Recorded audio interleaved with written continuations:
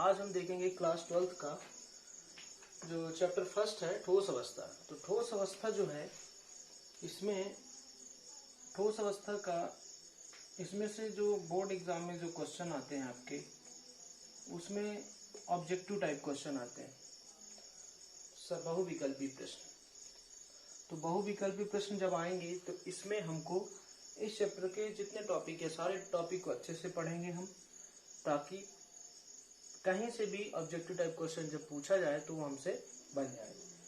तो सबसे पहले हम देखेंगे इस अवस्था के इस चैप्टर में तो पदार्थ की अवस्थाएं जो है, सबसे पहले हम देखेंगे कि पदार्थ की अवस्थाएं आपने पढ़ा होगा ठोस, द्रव और गैस।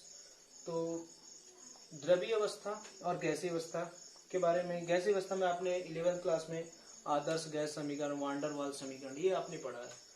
तो अभी हम ठोस अवस्था का 12th क्लास में चैप्टर में जो आपका पहला चैप्टर है उसमें डिस्कस करेंगे। तो ठोस अवस्था का परिचय, तो पहला पॉइंट हमारा है ठोस अवस्था का परिचय। तो ठोस अवस्था का परिचय, दूसरा पॉइंट है आपका ठोस अवस्था के सामान्य अभिलक्षण। फिर हम देखेंगे इसमें ठोस अवस्था का वर्गीकरण। तो अभी मैं आपको बताने वाला हूँ इसमें आज ठोस अवस्था का परिचय, ठोस अवस्था के सामान्य अभिलक्षण। इसके बाद हम इसके जितने भी टॉपिक्स आगे के रहेंगे इस चैप्टर के वो सारे हम स्टेप बाय स्टेप अब हम इसमें देखेंगे। पहला पॉइंट आपका रहेगा ठोस अवस्था में ठोस अवस्था का परिचय। तो ठोस अवस्था के परिचय में ठोस में क्या होता है कि उसमें जो अवयवी कण जो होते हैं, अवयवी कण किसे कहते हैं, जिनसे कोई पदार्थ मिलकर बना होता है। तो इसमें अवयवी कण क्या होते हैं, पास पास होते हैं ठोस में, जो कि इसके बारे में आपको पता होगा और अच्छी तरह जानते हो कि ठोस में क्या, ठोस अवस्था में क्या होता है, इसके अवयवी कण जो होते हैं वो पास पास होते हैं। और द्रव में क्या होता है, इसमें अवयवी कण थोड़ा दूर दूर होते हैं ठोस की तुलना में। और गैस में क्या होते हैं, और ज्यादा दूर दूर होते हैं।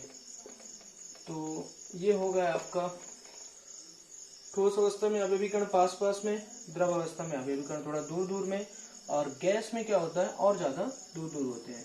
तो ये होगा ठोस, द्रव और ये गैस का। तो ठोस अवस्था का जैसे हम उदाहरण लेते हैं कि कोई जब बिल्डिंग बनाते हैं, तो बिल्डिंग जब बनाते हैं तो उसके लिए हमको ईंटों की आवश्यकता होती है। तो जो हमारी ईंट है उनमें जो अवयवी कण जो है वो बहुत पास पास होते हैं। तो हम ठोस में उदाहरण ले सकते हैं यहाँ पे ईंट। द्रव में क्या है, जैसे हम मान लेते हैं लेबोरेटरी में, प्रयोगशाला में आपने देखा होगा बीकर में हमने क्या ले लिया, जल ले लिया, पानी। तो इसमें अवयवी कण जो होंगे थोड़ा दूर दूर होंगे। और गैस में जो होता है, जैसे हम गैस में उदाहरण ले लिए बैलून्स का, डायग्राम अच्छे से नहीं आ रहा मेरे से, किसका उदाहरण ले लें, बैलून्स का। तो बैलून्स गुब्बारा जो होगा वो इस प्रकार से होता है ऐसे। तो इसमें अवयवी कण क्या होते हैं, दूर दूर होते हैं। तो द्रव अवस्था में जैसे अब सेकेंड हम ले लें यहाँ पर, ये था बीकर। इसके बाद कोनिकल फ्लास्क आपने देखा होगा प्रयोगशाला में, इस टाइप के होते हैं कोनिकल फ्लास्क। इसमें भी हम कोई भी लिक्विड या द्रव पदार्थ इसमें भर सकते हैं। तो द्रव में क्या होते हैं, इनके अवयवी कण क्या होते हैं, थोड़ा दूर दूर होते हैं। ठोस अवस्था का परिचय हम देखेंगे इसमें। सेकेंड पॉइंट, ठोस अवस्था के सामान्य अभिलक्षण। ठोस अवस्था के सामान्य, ठोस अवस्था के सामान्य अभिलक्षण। अभिलक्षण मतलब इसके कौन कौन से कैरेक्टर ऐसे हैं कि द्रव और गैस से अलग है। हम इस पे तुलना करके देखेंगे ठोस, द्रव और गैस में क्या अंतर है। तो इसमें मैं कॉलम बना लेता हूँ इसमें। ठोस, पहला पॉइंट हम यहाँ पे एक कैरेक्टर्स होगा इसमें, मेन पॉइंट का विशेषता। फिर ठोस, द्रव एंड गैस। अब देखिए, अब हम इसको आसान भाषा में समझेंगे और अच्छे से समझना, और वैसे भी ये समझ में आ जाएगा आपको क्योंकि इसके बारे में आपने पढ़ चुका है। तो इसमें हम देखेंगे इसका, सबसे पहले देखेंगे आकार। ठोस का आकार देखेंगे हम। तो ठोस का आकार, इसमें जो अवयवी कण होते हैं ठोस में वो बहुत पास पास होते हैं। तो इनका आकार क्या होगा, ओवरऑल निश्चित होगा। तो ठोस का आकार क्या होता है, निश्चित होता है। और द्रव में क्या होता है कि द्रव में जो भी हम पदार्थ, जैसे पानी लेंगे, पानी यदि हम एक गिलास लिए और अभी हम ग्लास में लिए हैं तो उसी का आकार ग्रहण करेगा। और यदि हम उस पानी को फर्श में डाल देंगे, तो फर्श में डालेंगे तो उसका आकार कोई निश्चित नहीं होगा, मतलब वो अलग आकार ग्रहण करेगा। तो इस प्रकार से द्रव का कोई निश्चित आकार नहीं होता। तो यहाँ पे हम क्या लिखेंगे, अनिश्चित। तो द्रव का आकार क्या होता है, अनिश्चित होता है। गैस का क्या होगा, इसमें भी अवयवी कण तो और ज्यादा दूर दूर होंगे। तो कोई भी गैस है जो समान ताप और दाब पर यदि हम किसी कंटेनर में भी रखते हैं तो उनका आकार जो होता है वो निश्चित नहीं होता, क्योंकि अवयवी कण दूर होते हैं। दो अवयवी कण को यदि हम कंप्रेस करते हैं, संपीड़ करते हैं, तो उनके आकार में कोई परिवर्तन नहीं होता, मतलब उनका आकार जो होगा वो अनिश्चित होगा। ये हो गया हमारा अनिश्चित। सेकेंड पॉइंट हम इसमें देखेंगे ठोस अवस्था के समान अभिलक्षण में। सेकेंड जो विशेषता होगी इसकी, आयतन। तो ठोस का आयतन जो होता है वो कैसा होगा, ठोस का आयतन क्या होगा बताइए। ठोस का आयतन जो होगा, उनके अवयवी कण जो होते हैं वो पास पास होते हैं, तो इनका आयतन क्या होता है, निश्चित होता है। इनका आयतन क्या होगा, निश्चित होगा। और द्रव का आयतन क्या होगा, द्रव का जैसे यदि हम किसी बीकर में ले, जैसे 50 ml यदि हम कोई पानी ले लिए हम, या कुछ दूसरा विलयन ले लिए, तो जितने ml का वो बीकर है उसी का वो अमाउंट बताएगा। मतलब उसमें अमाउंट क्या होगा इनका, मतलब कि वॉल्यूम क्या होगा, फिक्स होगा।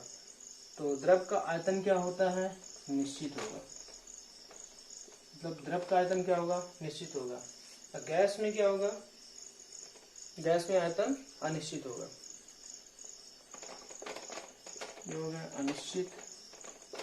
अब तीसरा पॉइंट हम देखेंगे, ये तो होगा आकार, आयतन। तीसरा पॉइंट रहेगा अंतराण्विक। इसको हम यहाँ पे टर्म यूज करेंगे, अंतराण्विक आकर्षण बल। अंतराण्विक आकर्षण बल। अब ये क्या, अंतराण्विक आकर्षण बल।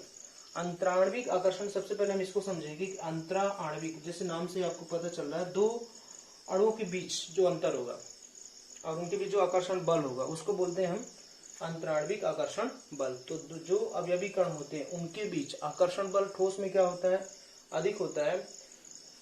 तो यहाँ पर ठोस का अंतराण्विक आकर्षण बल क्या होगा, उच्चतम होगा। इसका अंतराण्विक आकर्षण बल क्या होगा, उच्चतम होगा। द्रव में क्या होगा, इसकी तुलना में थोड़ा वो होता है, लेकिन हम यहाँ पे उच्चतम नहीं बोलेंगे, कम होता है, तो हम यहाँ उच्चतम नहीं बोलेंगे, यहाँ पे हम उच्च बोलेंगे, उच्च होता है। और गैस में क्या होता है, इनमें अवयवी कण दूर दूर होते हैं, तो दो अणुओं के या अवयवी कण के बीच या परमाणुओं के बीच इनका आकर्षण बल क्या होगा, कम होगा। तो इसमें इसका क्या होगा, अंतराण्विक आकर्षण बल निम्नतम होगा। तो ये पॉइंट है। पहला पॉइंट हमारा आकार। तो ठोस का आकार निश्चित होता है, द्रव का क्या होता है, अनिश्चित होता है, और गैस का क्या होगा, अनिश्चित होगा। फिर आता है आयतन। आयतन, ठोस का आयतन निश्चित होगा, द्रव का आयतन क्या होगा, निश्चित होगा, और गैस का क्या होगा, अनिश्चित होगा। अंतराण्विक आकर्षण बल में ठोस का आयतन क्या होता है, उच्चतम होता है, क्योंकि उनके अवयवी कण जो होते हैं उनके बीच जो दूरी होती है वो क्या होती है, कम होती है। तो इनके बीच आकर्षण बल क्या होगा, अधिक होगा। तो यहाँ पे हम इसको बोल रहे हैं उच्चतम होगा। द्रव में क्या होता है, उच्च होता है, और गैस में क्या होता है, निम्नतम होता है।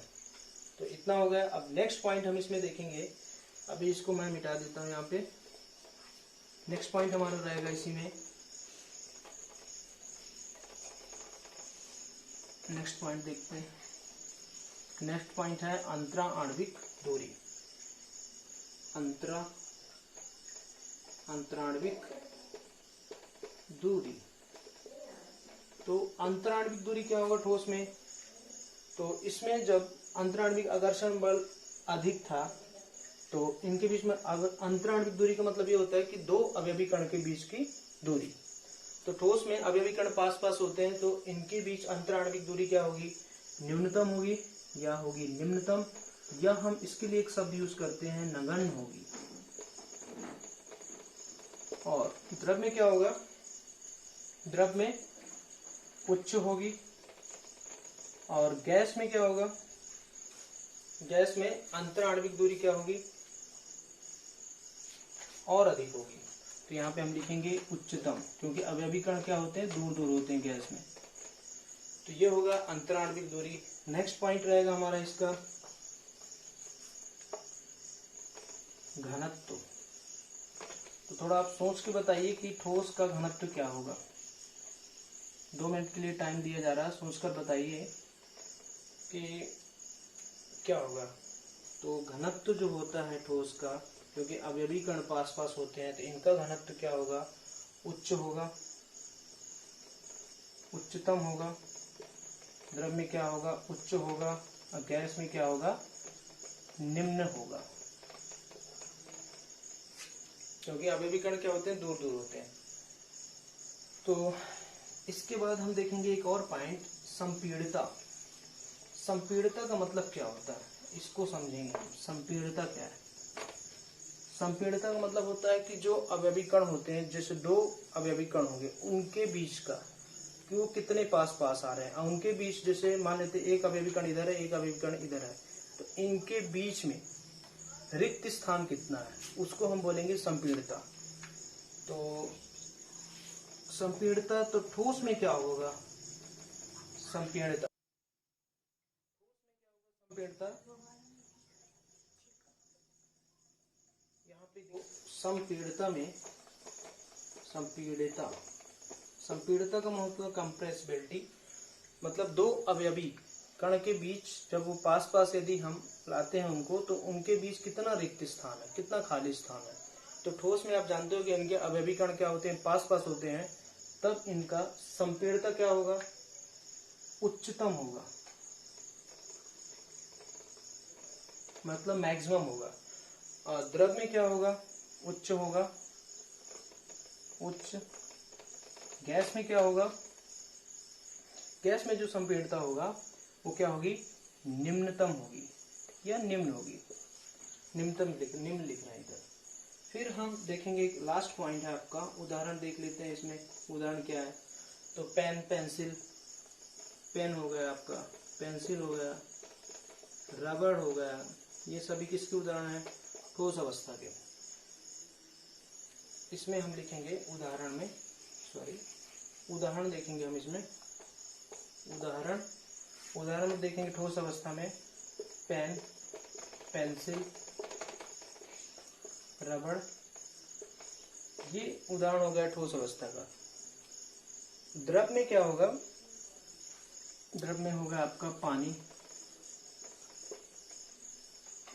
मिल्क, दूध, और बहुत सारे हैं जो कि द्रव अवस्था में रहते हैं। गैस में क्या होगा आपका, गैस में जब हम ऑक्सीजन लेते हैं, तो सांस लेते हैं, तो सांस में क्या ले रहे हैं अपन, ऑक्सीजन गैस ले रहे हैं। ऑक्सीजन गैस हो गया, रिलीज क्या कर रहे हैं, कार्बन डाइऑक्साइड।